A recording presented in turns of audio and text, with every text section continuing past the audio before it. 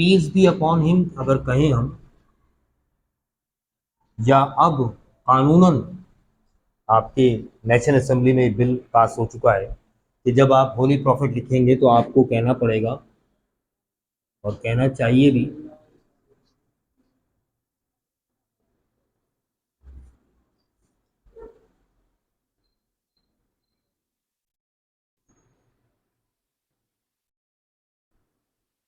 सल्लल्लाहु अलैहि व आलिहि वसल्लम। ठीक है, लाजिम है। वैसे तो शरन भी लाजिम है, हुक्म है कि जब नाम मोहम्मद आए तो सल्लल्लाहु अलैहि वसल्लम कहना वाजिब है आप पर। लेकिन अब ये मुल्क का कानून भी बन गया। ठीक है, वैसे पीस बी अपॉन हिम ये अपने मीनिंग भी क्या है बेटा? पीस का मतलब होता है सलाम अरबी में, और उर्दू में इसका मतलब होता है सलामती। सही है। बी का मतलब क्या होता है? बी का मतलब उर्दू में है हो। ठीक। अपॉन का मतलब है अरबी में अला। अला किसे कहते हैं? यानी पर। हिम का मतलब अरबी में होता है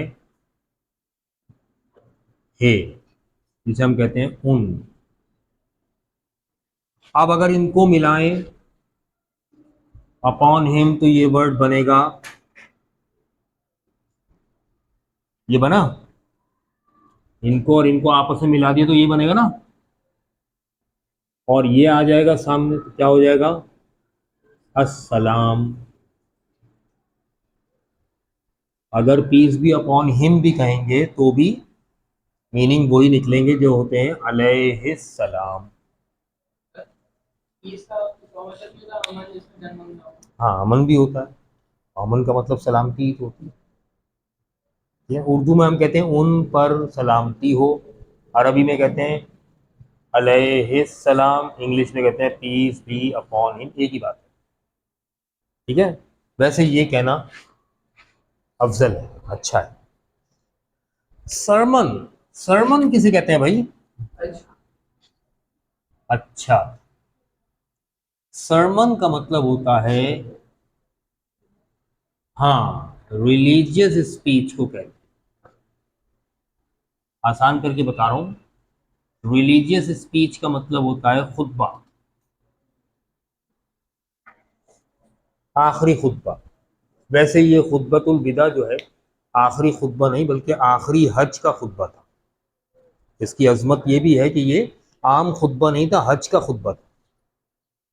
अरफात की पहाड़ी पर खड़े होकर रसूलुल्लाह सल्लल्लाहु अलैहि वसल्लम ने ऊंट के ऊपर खड़े होकर यह खुतबा दिया था, जो हज का खुतबा था। ठीक है ना। और मौजज़ा ये था कि किसी माइक की ज़रूरत नहीं थी। जब रसूलुल्लाह सल्लल्लाहु अलैहि वसल्लम खुतबा फरमाते थे, खिताब फरमाते थे, तो आज के दौर की तरह लाउड स्पीकर और माइक्स की ज़रूरत नहीं होती थी। आवाज़ खुद ब खुद सुनने वालों तक पहुंचती थी, चाहे कितना ही बड़ा हुजूम हो। ये मौजज़ा था अल्लाह ताला का। ठीक है ना।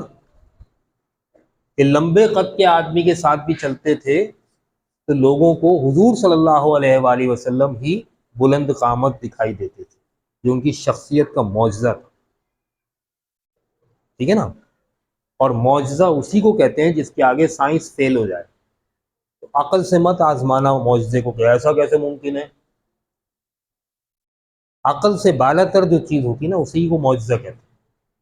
ठीक है। अच्छा जी, तो ये आखिरी खुतबा, आखिरी हज का खुतबा रसूलुल्लाह सल्लल्लाहु अलैहि वसल्लम ने अदा किया था। और इस बड़ी अहमियत है क्योंकि इस खुतबे में फरमाया गया था कि आज के दिन दीन मुकम्मल हो गया, यानी आज के बाद दीन में कोई चीज़ ऐड। ये अहमियत है इस खुतबे की, इसकी अहमियत यही। ठीक है ना। Right.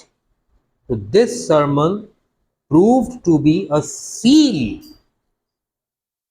on the faith। Seal कहते हैं मोहर को, जब किसी डॉक्यूमेंट पर मोहर लग जाए तो इसका मतलब अब इसके बाद कोई चीज उसमें ऐड नहीं हो सकती। सील ऑन द फेथ, दीन पर मोहर लग गई, अब इसके बाद कोई इजाफा नहीं हो सकता दीन में। यही है मुकम्मल। ठीक है, अब देखिए चैप्टर स्टार्ट कैसे होता है। एक बुक मुझे दे दो यार। हाँ जी, मैं रीड कर रहा हूँ और फिर वर्ड मीनिंग्स और एक्सप्लेनेशन दूंगा। आर होली प्रॉफिट, ये होली है, हॉली नहीं है। हॉली में डबल एल आता है, ये होली है। होली का मतलब है मुकद्दस, पाक। ठीक है, आर होली प्रॉफिट, ये प्रॉफिट का जो वर्ड है ना बेटा, अब देखो मेरी आदत है मैं लफ्ज को एक्सप्लेन करता हूँ।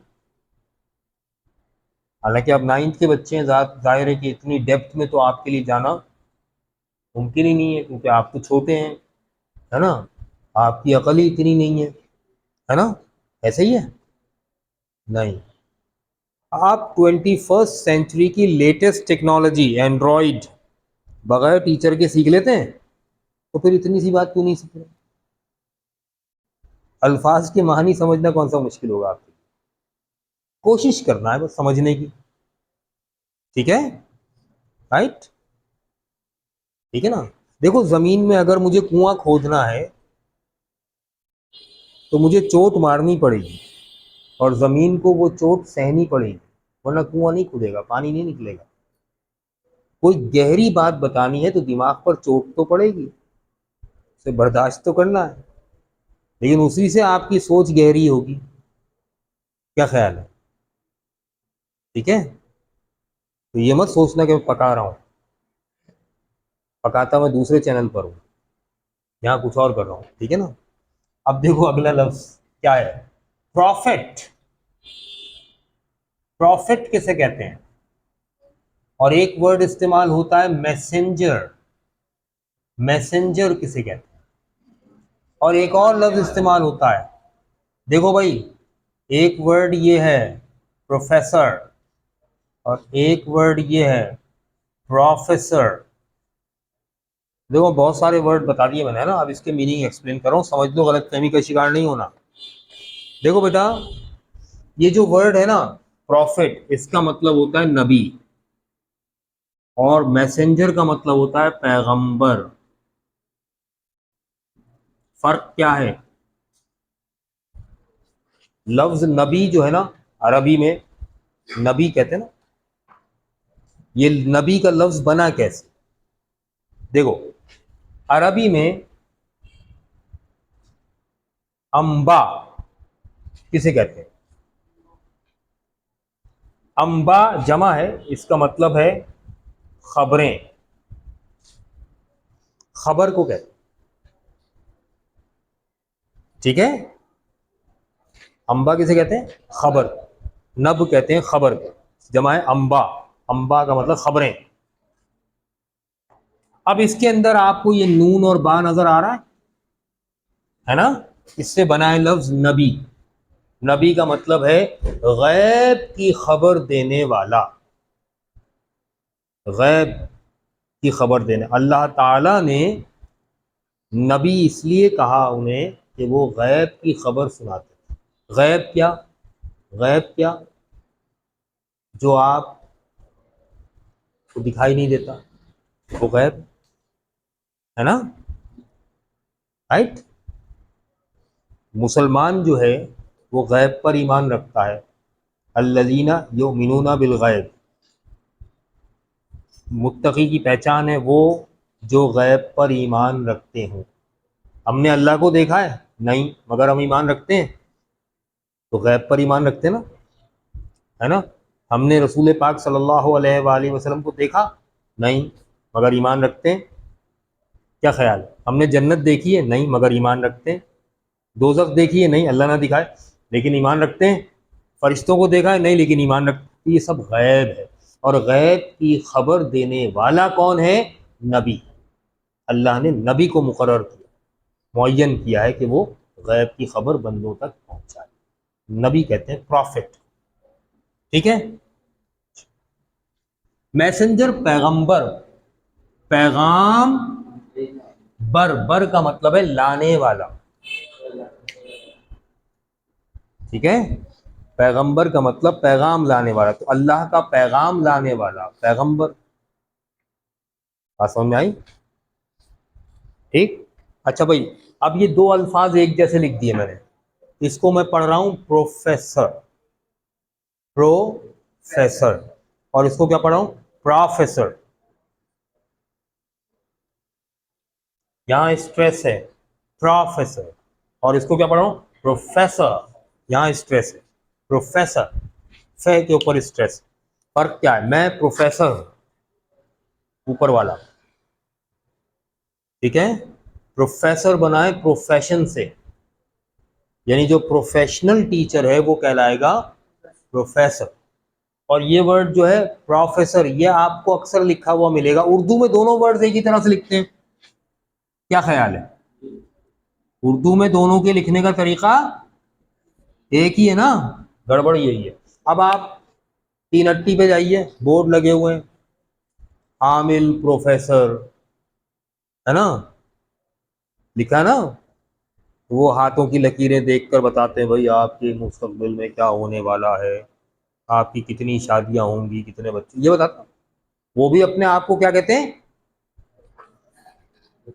वो बेसिकली ये वाले प्रोफेसर हैं जो प्रोफेसी करते हैं, यानी गैब का इल्म बता रहे होते हैं, हालांकि उन्हें खुद नहीं पता होता कि 2 मिनट बाद उनके मुंह पे चाटा पड़ने वाला है, ठीक है ना।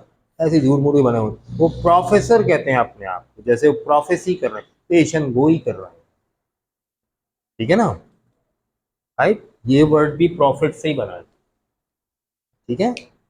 बहुत बड़ा गुनाह है ये वाला प्रोफेसर बनना, जो हाथों की लकीरें देखते हैं और बताते हैं ना, बहुत बड़ा गुनाह है, क्योंकि वो तो गैब का इल्म बताने का दावा कर रहा है ना। बहरहाल, ये वाला प्रॉफिट जो है ना, इसके मीनिंग क्या है, नबी। आर होली प्रॉफिट, हमारे नबी पाक, सिंधी में कहते हैं पाण सगोरे, पाण सगोरो, है ना। पाण का मतलब होता है हमारे, सगोरो का मतलब पाक। आर होली प्रॉफिट हजरत मोहम्मद सल्लल्लाहु अलैहि वसल्लम। अब ब्रैकेट में लिखा है द मैसेंजर ऑफ अल्लाह, इसीलिए मैंने ये दोनों वर्ड्स अलग अलग बताए आपको। द मैसेंजर ऑफ अल्लाह, अल्लाह के पैगंबर, the last of the profits, और नबियों में आखिरी, नबियों में। बेटे ये लफ्ज है खातमुन नबीयीन, ठीक है। हाँ जी, खातमुन नबीयीन, ठीक है ना। खातम का लफ्ज बना है खत्म से, और खत्म का मतलब क्या होता है, एंड, आखिरी। खातम का मतलब बिल्कुल आखिरी, खत्म करने वाला। तो नबूवत हजरत आदम अलैहिस्सलाम से शुरू हुई, और एंड कहाँ हुई, हजरत मोहम्मद मुस्तफ़ा इब्न अब्दुल्ला सल्लल्लाहु अलैहि वसल्लम, ठीक है। एंड हो गई, अब उनके बाद कोई नबी नहीं आया। कुरान में अल्लाह ताला ने कह दिया खातमुन नबीन, नबूवत को ख़त्म करने वाले, इसके बाद नबूवत। इसकी वजाहत रसूलुल्लाह सल्लल्लाहु अलैहि वसल्लम ने अपनी हदीस में फरमाई कि अना खातमुन नबीन ला नबिया बादी, मैं खातमुन नबीन हूँ, यानी मेरे बाद कोई नबी नहीं बनेगा, कोई नबी नहीं आएगा, कोई नबी पैदा नहीं होगा। क़यामत से पहले ईसा अलैहिस्सलाम आएंगे दुनिया में दोबारा, लेकिन वो नबी की हैसियत से नहीं, रसूलुल्लाह की उम्मती की हैसियत से आएंगे, क्योंकि नबी तो अब कोई नहीं आ सकता। बात समझ में आई? ठीक है। खातमुन नबीन का लफ्ज़, लास्ट प्रॉफिट, आखिरी नबी, किसी किस्म का नबी नहीं आएगा, आखिरी नबी है, ठीक है। तो यहां ब्रैकेट में लिख दिया है the messenger of Allah, the last of the prophets, peace be upon him अलैहिस्सलाम, ठीक है। And upon his family and companions, family को अरबी में कहते हैं आल, तो हिज फैमिली आलिही एंड हिज कंपेनियंस व असहाबिही। ठीक है, कंपेनियन किसे कहते हैं? सहाबी को। सहाबी का मतलब क्या होता है? साथी। तो हजरत अबू बकर सिद्दीक रज़ी अल्लाह तआला अन्हु, हजरत उमर रज़ी अल्लाह तआला अन्हु, हजरत अली रज़ी अल्लाह तआला अन्हु, हजरत उस्मान रज़ी अल्लाह तआला अन्हु और बेशुमार सहाबी जो थे, 1,24,000 सहाबी थे, ये सारे सहाबा हैं।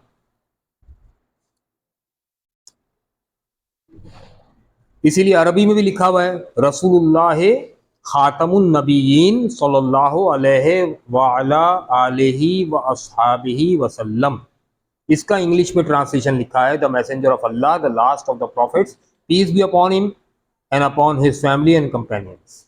ठीक है, इस अरबी का ट्रांसलेशन है ये ब्रैकेट में, सही है, वरना जुमला सीधा सीधा ये था, are holy prophet Hazrat Mohammad was born in 571 AD at Makkah, Saudi Arabia,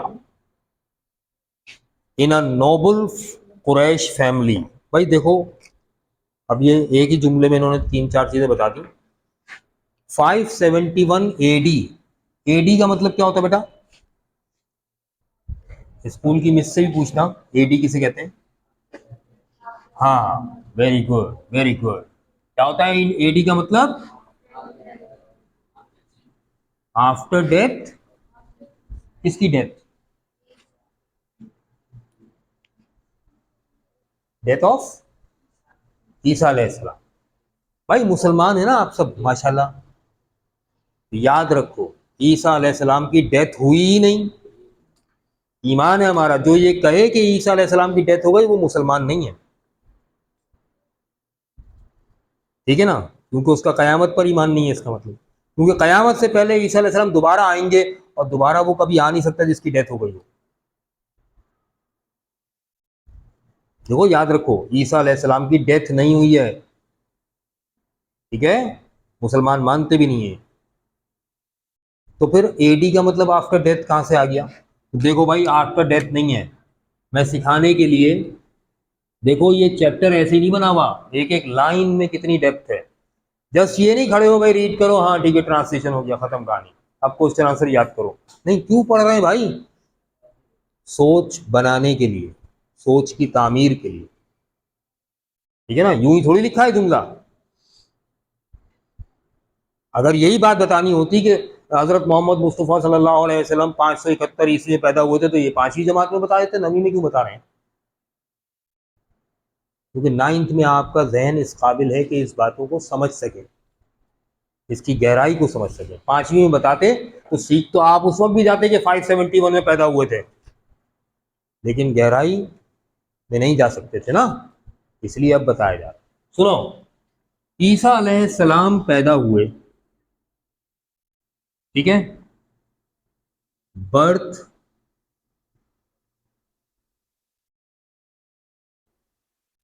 of Jesus Christ, है ना, जीसस,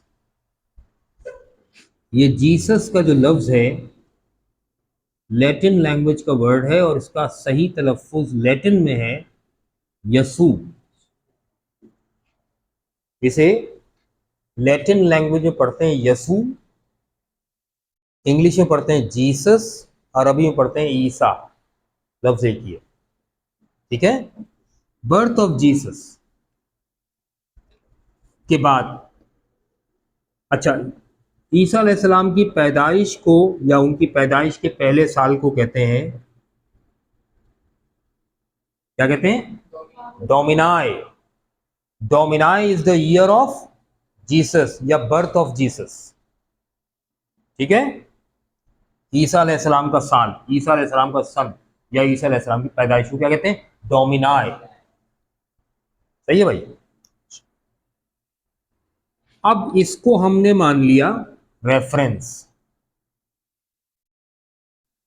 इससे 1 साल पहले कोई वाकया हुआ तो हम कहेंगे ईसा अलैहिस्सलाम की पैदाइश से 1 साल पहले। जैसे ईसा अलैहिस्सलाम की पैदाइश से 49 ईयर्स बिफोर, ठीक है ना, डेथ हुई थी एक बहुत बड़े बादशाह की, जो रोम का बादशाह था, death of Julius Caesar. Julius Caesar का नाम सुना है? रोमन एम्पायर का बहुत बड़ा बादशाह था। और ईसा अलैहिस्सलाम की पैदाइश से 110 साल पहले वो पैदा हुआ था। बड़ी दिलचस्प बात बता रहा हूँ, जरा गौर से देखना भाई।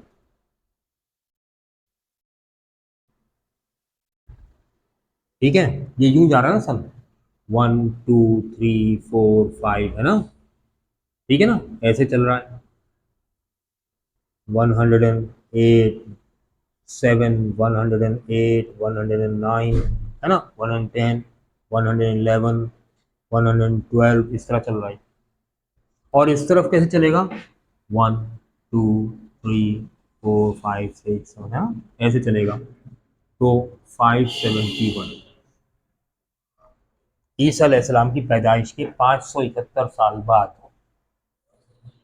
अब ईसा अलैहिस्सलाम की पैदाइश से पहले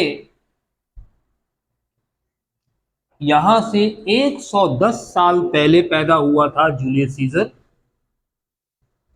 और ईसा अलैहिस्सलाम की पैदाइश से सिर्फ 49 साल पहले वो मर गया था।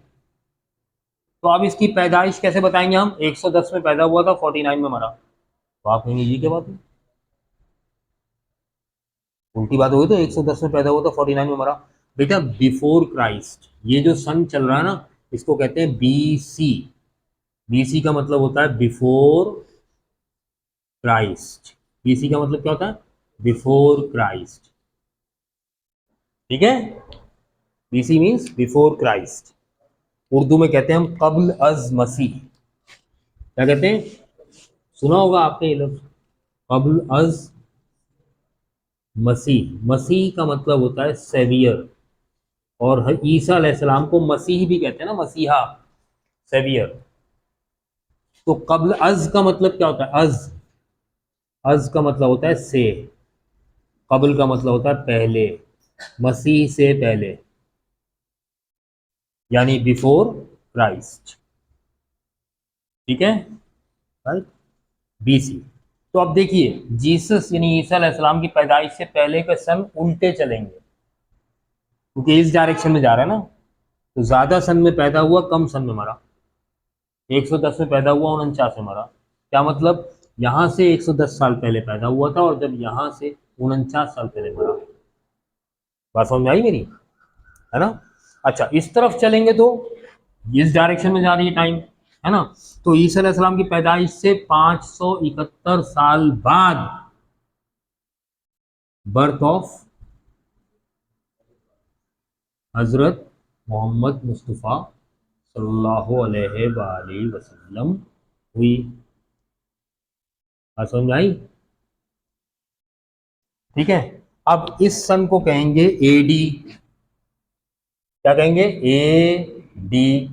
तो बेटा ए का मतलब है एनो, डी का मतलब है डोमिनाई। एनो का मतलब क्या होता है? एनो का मतलब होता है आफ्टर। तो एनो डोमिनाई यानी after the birth of Jesus, after the death of Jesus नहीं। अगर तुम ये मान लो थोड़ी देर के लिए, फर्ज करो डेथ ऑफ जीसस, तो डेथ ऑफ जीसस हुई थी कब? 34 ईयर्स। ईसा अलैहिस्सलाम 34 साल के थे जब अल्लाह ताला ने उन्हें जिंदा सलामत आसमानों पर उठा लिया। मरे नहीं थे वो, जिंदा सलामत उठाया था। इसीलिए दुनिया में वापस आएंगे। वो तो जिंदा है, उन्होंने मौत का जायका चखा ही नहीं, तो वापस भी आएंगे वो। तो 34 ईयर्स थी उनकी एज। अगर मैं ये मान लूं कि 34 ईयर्स की एज में उनकी डेथ हुई थी, और आप इस सन को कह रहे हैं आफ्टर डेथ, तो यहां से ये सन शुरू होगा, वहां से शुरू होने के बजाय। अब एक वाकया हुआ before birth, BC, before Christ, तो वाकया यहाँ हुआ। एक वाकया हुआ आफ्टर डेथ, तो वाकया इसके बाद होगा। अब इस दौरान जो वाकयात हुए उसको क्या कहेंगे आप? इतना बड़ा गैप आ जाएगा कैलेंडर में। ये 34 ईयर्स तो काउंट ही नहीं किया आपने किसी चीज में, ये तो गैप आ गया कैलेंडर में। अगर यहाँ कोई वाकया हुआ तो आप क्या कहेंगे? वो सन ही नहीं है आपके पास। आप कहेंगे यार ये तो बिफोर क्राइस्ट सन था हमारे पास, आफ्टर डेथ सन है, बीच के हिस्से को तो हमने काउंट ही नहीं किया। तो इतना बड़ा ब्लंडर हो जाएगा ये मैथमेटिकली भी। तो ईसा अलैहिस्सलाम की डेथ तो हुई ही नहीं, दोबारा इसलिए तो आएंगे। अल्लाह ने फरमाया कुल्लो नफ्सिन जायकातुल मौत, हर नफ्स को मौत का जायका चखना है। तो ईसा अलैहिस्सलाम ने तो मौत का जायका चखा ही नहीं, अल्लाह ने जिंदा उठाया था, तो अब उन्हें दुनिया में भेजा भी जाएगा कयामत से पहले। जब वो दुनिया में आएंगे, रहेंगे और मौत का जायका चखेंगे, तो इस आयत की तस्दीक भी होगी, है ना। तो वो सारे मामला कितने जुड़े हुए हैं आपस में, ठीक।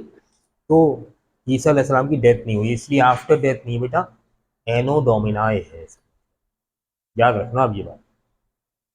अक्सर स्कूल की मिसें गलत बताती हैं after death, that is wrong, फौरन टोक दो, है ना, उनकी डेथ तो हुई नहीं। और क्रिश्चियंस भी यही मानते हैं कि उनकी डेथ नहीं हुई, ठीक है ना। और लोग हैं जो कहते हैं कि उनकी डेथ हो गई है, लेकिन मुसलमान और क्रिश्चियन दोनों ये मानते हैं कि उनकी डेथ नहीं हुई है, ठीक है, ये बात याद रखो, ठीक। चल, तो रसूलुल्लाह सल्लल्लाहु अलैहि वसल्लम दुनिया में कब तशरीफ लाए? 571 एडी। एडी का मतलब ईसा अलैहिस्सलाम की पैदाइश के बाद, कितने कितने अरसे बाद? 571 ईयर्स के बाद दुनिया में तशरीफ लाए, ठीक है। कहाँ? मक्का। मक्का में, मक्का का उस वक्त नाम था बक्का, बाद में ये कहलाया मक्का, मक्कातुल मुकर्रमा। मक्का का पुराना नाम क्या था? बक्का। जैसे मदीने का पुराना नाम क्या था? यसरब। वो ये मालूमात हमें होनी चाहिए ना यार, हम चैप्टर क्यों पढ़ रहे हैं भाई? खाली क्वेश्चन आंसर याद करने के लिए पढ़ रहे हैं, तो फिर तो घर पे पढ़ लो, क्वेश्चन आंसर मैं दे देता हूँ, फायदा क्या पड़ा? तालीम उसी को तो कहते हैं जो कुछ लेके जाओ यहाँ से। अब देखो, मक्का का शहर कहाँ है? सऊदी अरेबिया में, है ना। अच्छा जी, यहाँ तक तो हम पहुंच गए। फिर ये कि a noble family of Quraish, a noble Quraish, noble का मतलब क्या है? नोबल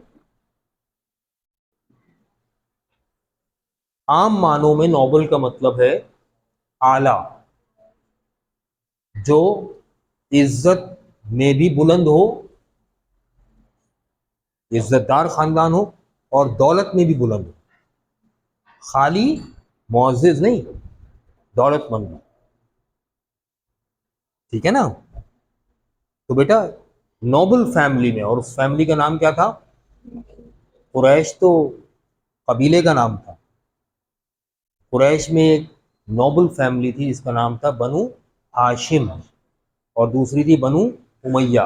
तो बनु हाशिम में पैदा किया अल्लाह ताला ने रसूलुल्लाह सल्लल्लाहु अलैहि वसल्लम को। तो बनु हाशिम दीन इब्राहिमी पर चलने वाले लोग, अल्लाह को मानते थे, ठीक है ना, इसलिए उनमें पैदा किया अल्लाह, नोबल फैमिली थी, ठीक है।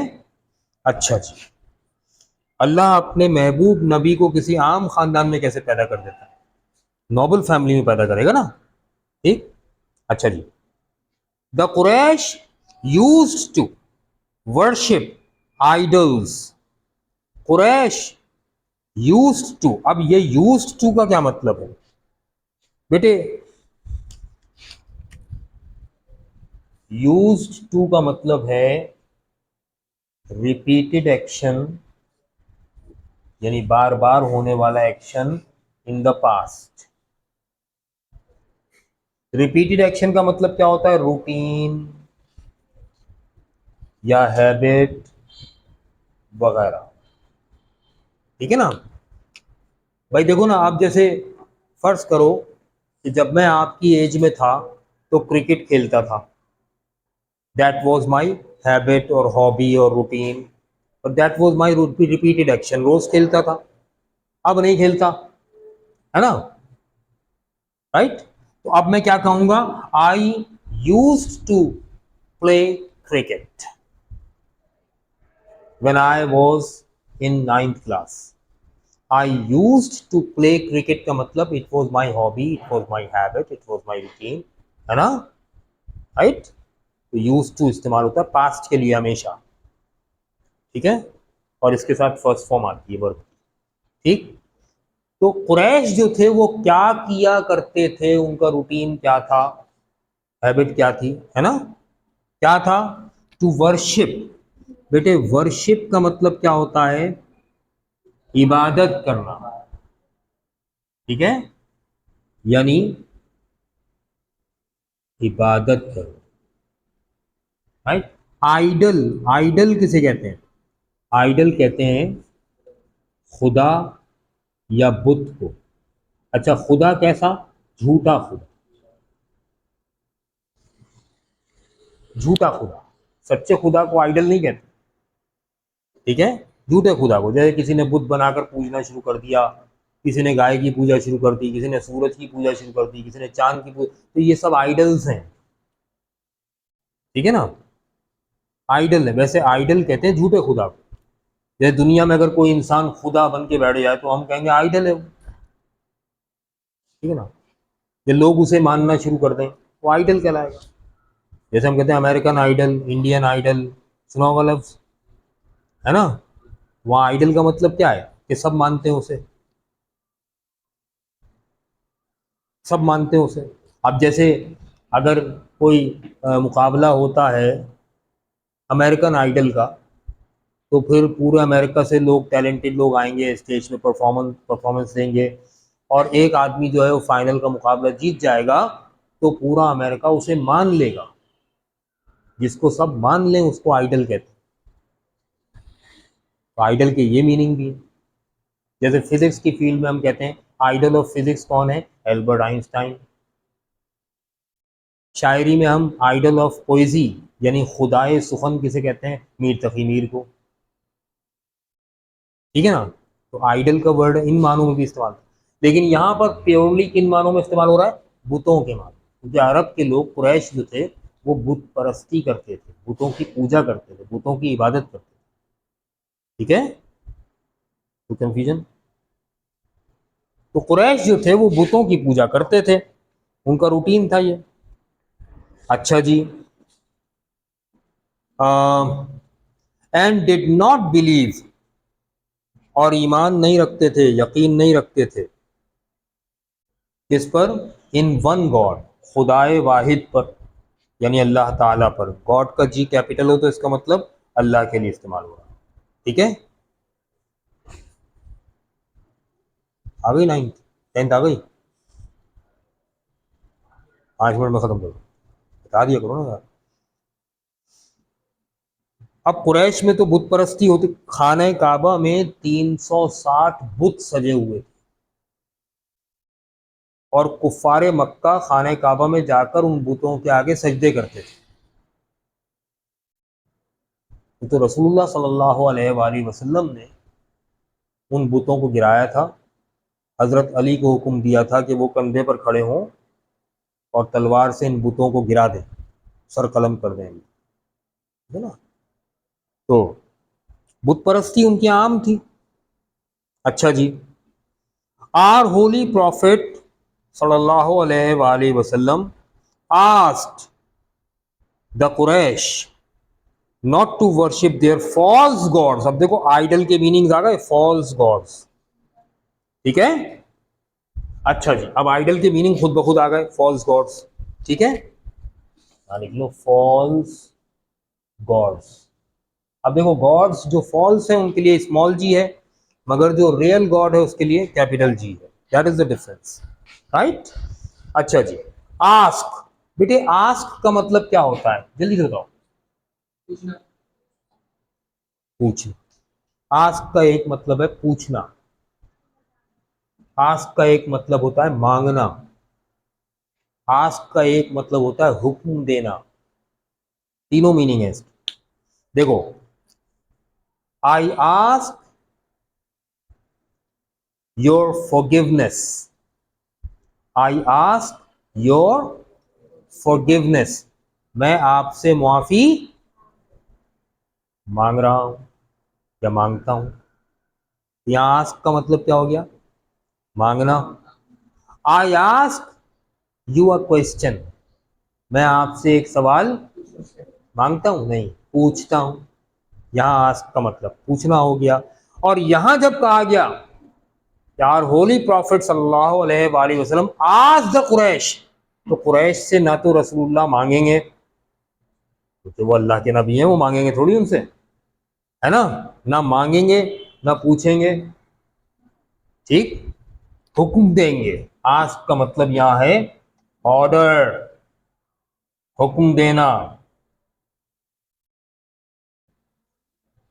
याद रखना, यहाँ आस्क का मतलब हुक्म देना है, ठीक है। आस्क के 3 मीनिंग बताए मैंने आपको। अब कहाँ कौन से मीनिंग यूज होंगे ये जानना जरूरी होता है बेटा। एक्चुअली ये कहलाते हैं कॉन्टेक्सचुअल मीनिंग। कौन से मीनिंग? कॉन्टेक्सचुअल मीनिंग का मतलब है इस कॉन्टेक्स्ट में इस वर्ड के क्या मीनिंग होंगे।